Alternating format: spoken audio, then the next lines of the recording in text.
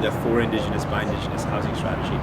And by doing that, we would be really walking the path of reconciliation. Federal NDP leader Jagmeet Singh stopped in Kamloops on Thursday, visiting a memorial set up for over 200 children found buried near the former residential school, and meeting with the Kamloops Tk'emlups leadership.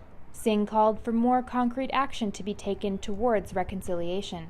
He said this includes investing in housing and specifically for Indigenous by Indigenous housing strategies. The 2021 point-in-time count identified 50% of the homeless on Kamloops streets identify as Indigenous, while Indigenous people make up 11% of the population.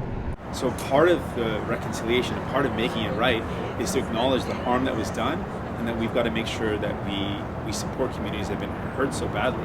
And one of those impacts is homelessness. And there is a reason why disproportionately Indigenous people are faced with poverty or faced with homelessness. They are the survivors of such immense trauma. And so I met with a number of Indigenous community organizations that are calling for a for Indigenous by Indigenous housing strategy, particularly in urban centers, and that would be really helpful. Singh said a main takeaway from his meeting was that Indigenous communities have solutions, but they need funding to provide services. There's an overlying theme of the Indigenous community and leaderships have a lot of the answers. They are on the ground, they know the problems, and they have a lot of the solutions. They just need an ally, a partner that's working with them, not telling them what to do, but working in partnership.